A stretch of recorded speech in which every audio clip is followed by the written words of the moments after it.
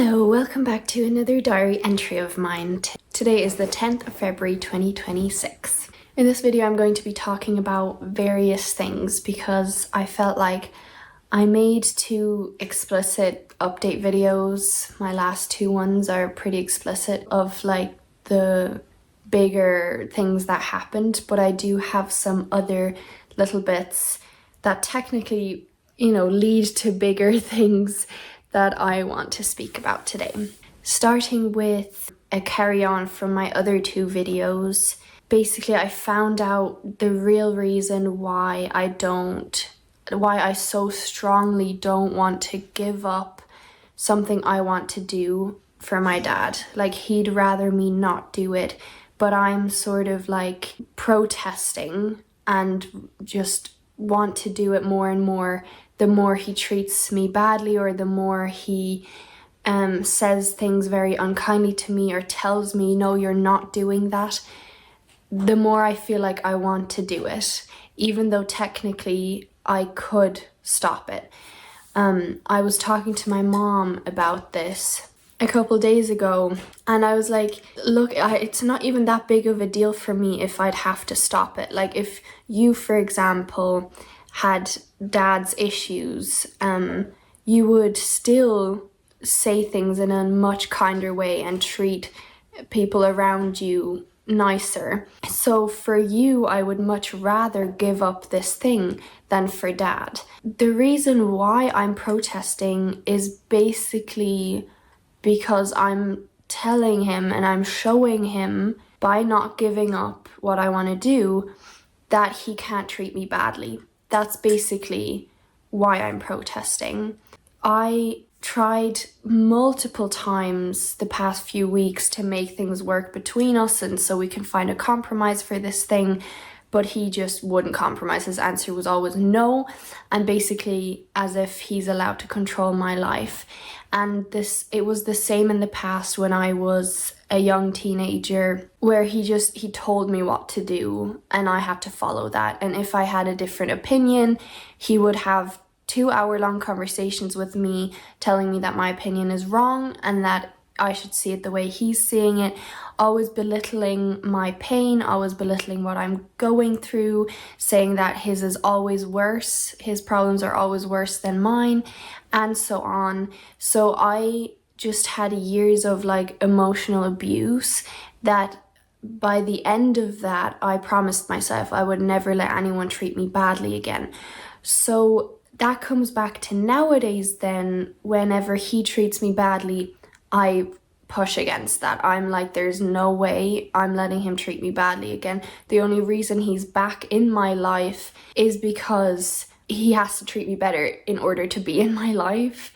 And he has been treating me a lot better the past few years. But then there's these moments, for example, where he doesn't treat me or my family very well.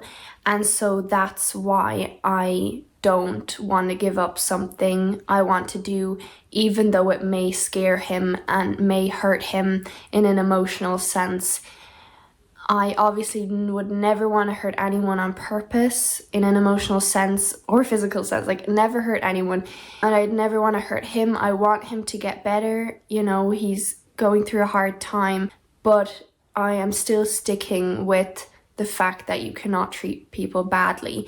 And so because I tried telling him that in a nice way and that didn't work, he didn't accept that, I am now showing him in a harder way because that's basically what he chose. That's the one thing, but it was very interesting for me to really find out the reason why I'm like so stubborn, why I don't want to give up something that I want.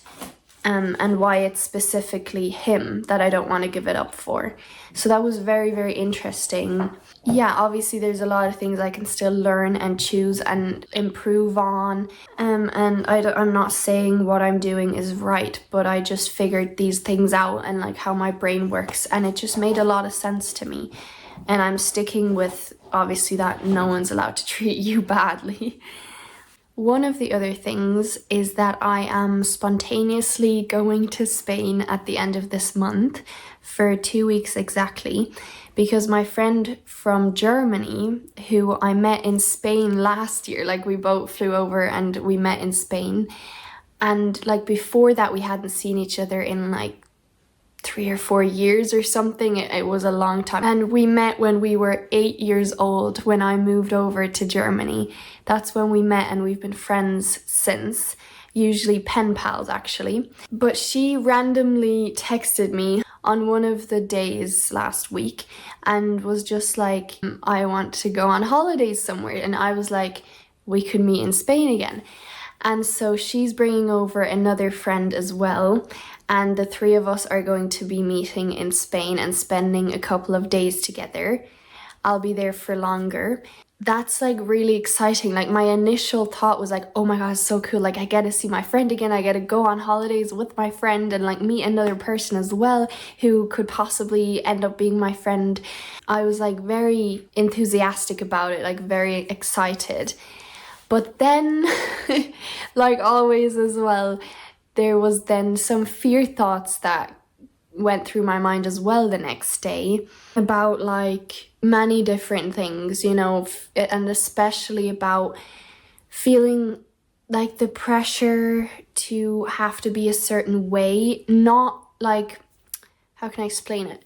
Not in front of anyone, but I mean like that I always have to have it together, basically. That sort of pressure that I often give myself, that like I need to be able to feel safe and confident while I'm traveling alone, and I have to be able to drive well and go shopping by myself and manage household stuff, and I shouldn't like fall apart, I shouldn't have anxiety, like I should be confident. That pressure, and that also leads to the fear then that like I want to really enjoy the time with my friend and my time in Spain and meeting my Spanish friends again as well. Like I really want to enjoy that. But often, even though I have the intention of enjoying it, I often ruin it by focusing a lot on my thoughts, and the thoughts would be unhelpful, negative thoughts. So I'm kind of scared of my thoughts ruining it for me again. And technically I'm in control of that. Like if I wouldn't react as though I'm like disappointed that I have these thoughts again, then they wouldn't affect me as much. As if I would just accept, yeah, okay, I have some thoughts, it doesn't need to go perfectly, yeah, these thoughts are there, I'm still gonna live my life. Like if I'd have that attitude, then like I'd feel a lot better. Like the thoughts couldn't actually ruin my day then. But I do tend to often focus on them then, or kind of beat myself up for the fact that I do have those thoughts and I'm not fully enjoying the moment. So yeah, I'm kind of just afraid of that, because last time when I was in Spain with my sister for like 5 weeks, and the other times I was in Spain alone as well, some of my thoughts kind of ruined it for me. But I think what was really helpful this time is that I really acknowledged that, and I saw I have this fear, I have this sort of issue that I feel like is an issue. I know that it can be like that, and therefore, because I acknowledged it this time and I just saw, yes, I'm scared of that and I'm sad about that, I then could just cry. And while crying and releasing the tears, I also released those sort of emotions and I released the fear. And then I could look at the situation again in a much more helpful way. Be like, look, technically none of this is a big deal. Technically, I'm just going over to Spain, doing everything I've done before, knowing I can manage this, knowing I can do it, and I get to see my friend again and my other friends, my Spanish friends as well. Like technically this is such a cool thing that like later on in life I'm gonna look back on and I'll be like, oh my god, like when I was young I met my friend in Spain and we spent time there together. You know, technically it's all a really nice thing, but nevertheless, I do often have thoughts where I feel like, oh, they're ruining my day now, or they're ruining whatever I want to enjoy, and then I feel like I can't. but it's really all about the way we react to it. And if I wouldn't beat myself up, and if I wouldn't have those expectations of myself to always have it together, then really the negative moments wouldn't outweigh the positive ones. So yeah, that's just something else that went on. But other than that, like, my female friend from Spain, she's also very excited that I'm coming over. Like, when she found out, she was like, oh my god, that's great news. And when I said that I might want to get a tattoo there, I might want to get Akela's paw print tattooed on my foot, she was also like, oh yeah, I also wanted to get a tattoo, like maybe we can go together, that would be so cool. And I asked if she wanted to spend one of the weekends with me when my friend from Germany is already gone again, and she could like stay over and spend the weekend with me, and she was very open to that. Yeah, I just love when I feel like the friendship is like a two-way street, and we're both excited to see each other and spend time together and appreciate each other. Yeah, we also had like a really long call the other day, just really updating each other on everything. And yeah, I just really love her. Like, she's just such an amazing friend. So that leads me on to a realization that I had, or technically a lesson I learned over the past few days as well, which I have often learned bits of this already, but now again I've learned another chunk, which is that thriving, like living a thriving life, being a thriving person, doesn't mean that you have no lows, and doesn't mean that you don't ever feel low. And that's just something I was trying to live up to all the time, like trying to be a thriving person, as in a person who never breaks down, a person who never has strong emotions, a person who doesn't lose themselves in thought, a person who always feels like strong and capable and confident. And you know, I was really trying to live up to that, and I thought that's what thriving is. And so that's what a lot of the pressure I've been giving myself was about, because I was trying to make myself a thriving person, because that's literally what the Thrive program is about, which I like studied for over a year. But I had just an unrealistic idea of what thriving really is. And I did know pretty early on, I did learn, or maybe within 6 months of the program, I did learn and realize that thriving doesn't mean you need to be perfect. And I think I have accepted that, and I've understood that I don't need to be a perfect person. Like, it doesn't mean I never make mistakes, you know, it doesn't mean I always know everything and stuff. I've like accepted that to the degree that I can at the moment. It doesn't mean I never beat myself up if I make mistakes. Sometimes I still do, but I have accepted that a lot more. But now it's really about just the whole idea of thriving, that you're really allowed to be human. You're allowed to have feelings. You're allowed to not know, be confused, lose yourself in thoughts sometimes, in emotions sometimes. But it's about what you do then. And it's about the belief that even when you feel that way, have those thoughts, experience those situations, you know you can get out of that again, and you do have the skills to get through this. It's about that belief that you have the skills to get through this. It doesn't consume you. You are the powerful one, and that still allows you to feel deep, strong emotions and sometimes feel lost. Like, really, thriving does not mean you are perfect. And I think that makes a lot more sense, because you can still be a thriving person even when you have wobbles, even when you don't feel confident, even when you have anxiety. You can still be thriving, because you have the skills, like you know what to do, you know what it means. And even if you don't, it's like your attitude, your whole attitude towards the situation is different. You just go at it with open arms, basically. Even when you're afraid as well, but your whole attitude is just different when you're a thriving person. You just know, there's just a knowing in you that you've got this, even if it's hard, even if it sometimes feels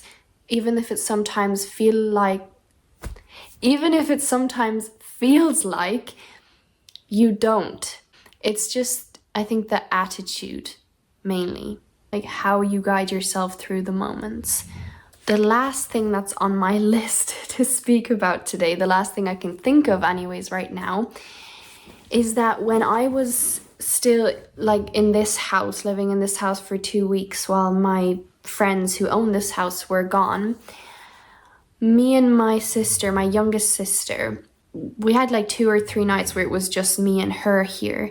And one of the last nights, we sat on this couch and we started talking, and we talked for like 4 hours straight, non-stop. And it was really like a back and forth conversation. It was not like it was about one person more than the other. Yeah, and it was just about certain things we experienced in our lives, you know, in the past, and also things that are happening right now, and like what we think of it and stuff. And it was really nice because I feel like we bonded a lot and we got to see each other's perspective on things. And with a lot of things, like, we had the same perspective and we agreed on a lot. But that conversation wasn't even about trying to see it the same or be on the same level. It wasn't about convincing the other person of your own opinion. Like, it was really just an open conversation. Each one of us was allowed to speak. And I think what really struck me and stood out to me was, this might sound a bit like weird, but was the topic of masturbation. And if you have watched videos from years ago that I made, I don't even know if they're out. They're on my website, and this is my website. From like in 2021, 2022, 2023, I talked a lot about my phobia that I used to have when I was a teenager. I'm 20 years old. So about 4 years ago, when I was, well, maybe 5 even, when I was 14, 15 and 16, it was really, really intense, this phobia, and it really controlled and consumed my whole life, my whole attention. I barely existed anymore. That thing just felt like it was me. It was everything about me. And it had to do with masturbation, sex, sexuality, and it was something that utterly scared me and something I avoided to all costs, something I was deeply ashamed about and felt so disgusted about. Then there was memories from when I was a kid, certain sexual desires that I may have had or lived out, or anything sexual I participated in, like that was hell for me to remember those things, because I truly like damnated myself. Like really, I made my life a living hell because I thought in a completely black and white way about it. And in the Thrive program, you learn how phobias get developed and what kind of thinking styles you need to use in order to create a phobia. So I basically know how my phobia was created. It's not a mystery. It never is. Over the years, and especially over the past year when I really studied the Thrive program, I really very slowly, step by step, became more comfortable with myself, with my body. I less and less thought of sex and my desires in a disgusted way, in a black and white way, in a damnating way. Is that the word? I don't know. I really just understood how I built that phobia, and then I like untangled the knots. You know, the knot, it was basically the phobia, and then I slowly untangled it. Really, like, step by step, I just became more comfortable with it. And I'm still saying right now, I'm not fully over it. Like, I'm not fully comfortable with sex, sexuality, masturbation, not fully comfortable with myself yet, not fully comfortable with other people, not fully comfortable with showing my body.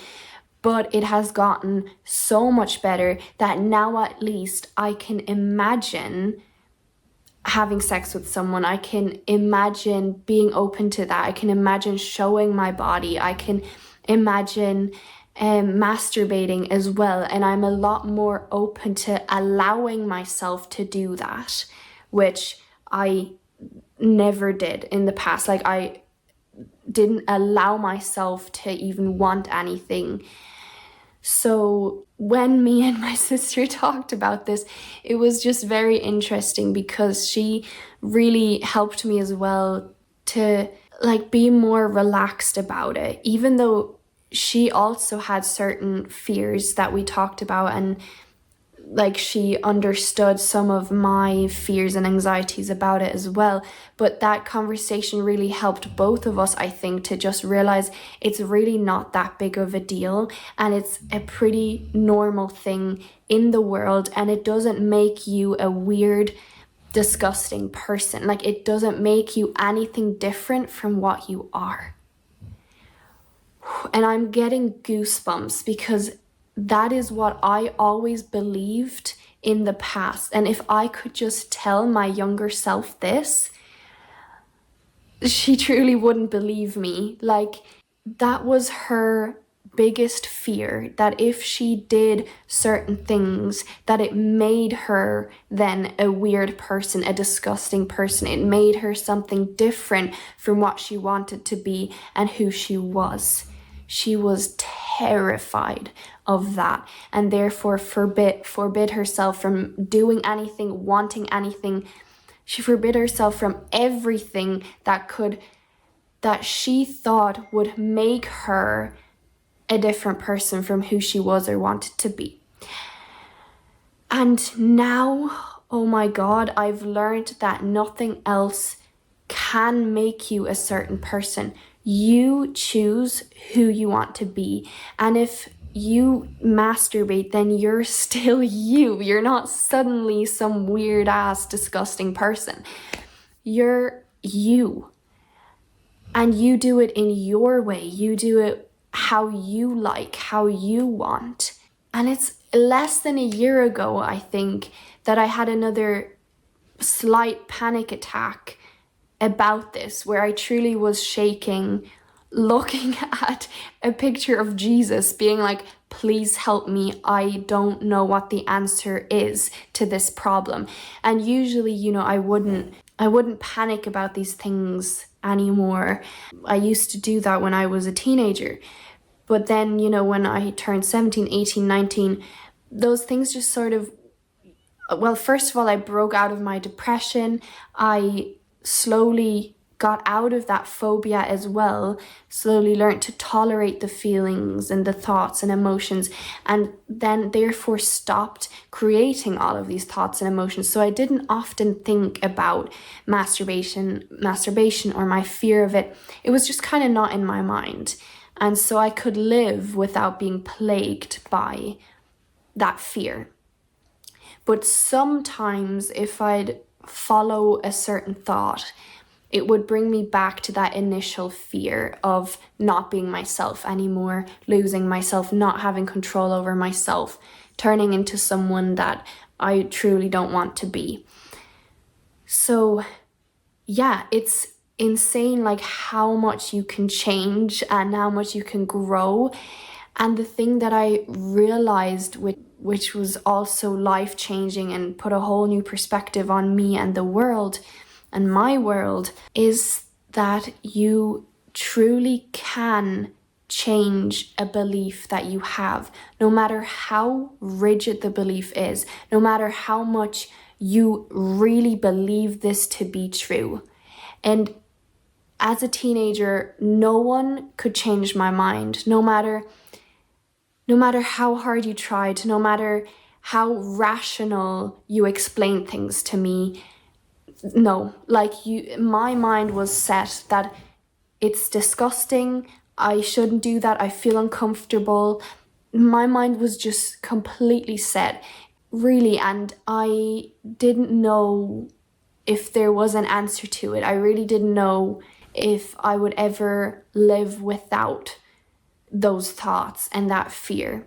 And now the fact that I'm literally, okay, this is very TMI, literally considering masturbation just shows you really can change rigid beliefs and your rigid mind if you want to. And if my younger self would have said, I don't want to, I don't want to change it because that would mean I'd become a person I don't want to be. I literally decided I don't want to change that.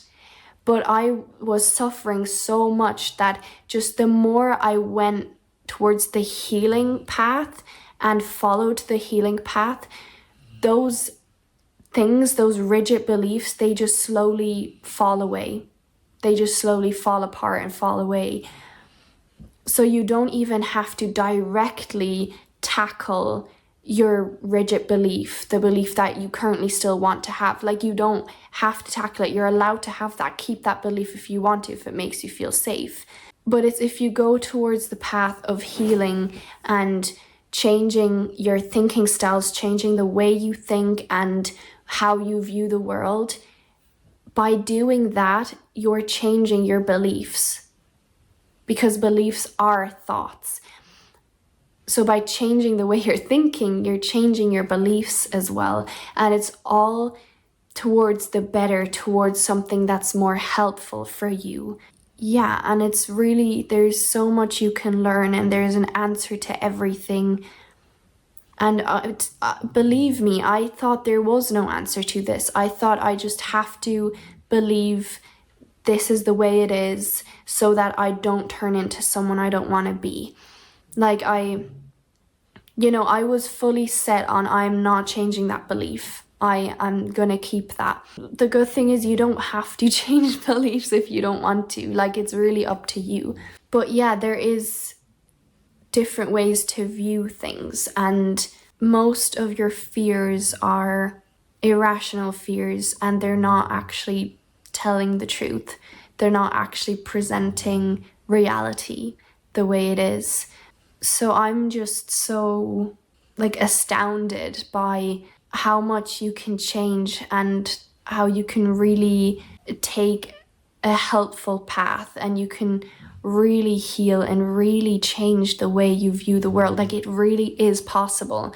And this situation proves it to me, that you really can change your mind about things if you choose to, if you want to, if you learn from it, if you put the effort in, you really can.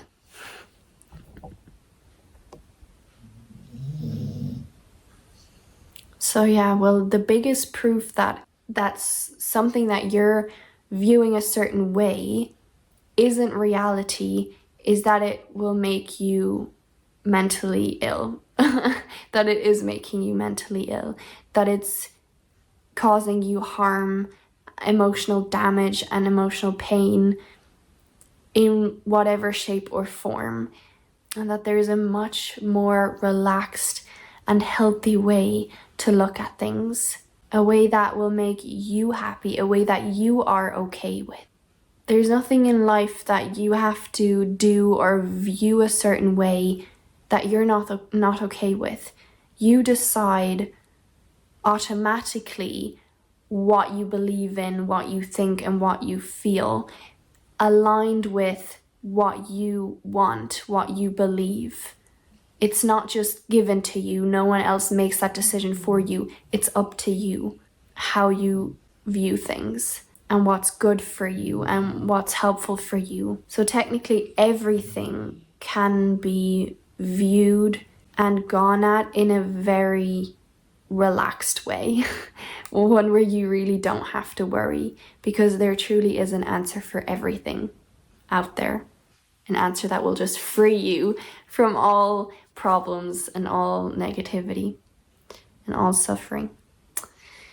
So yeah, I think that wraps up this video. I'm very grateful for those experiences that bring me further in consciousness and in my life. And I hope maybe some of you could relate to this and this was helpful. If it was, feel free to give me a thumbs up and subscribe to my channel. And the main thing is that you take care of yourself, you're kind to yourself, you learn to understand yourself and be your own biggest support and comfort. Thank you very much for watching. Take care, and until the next time, bye.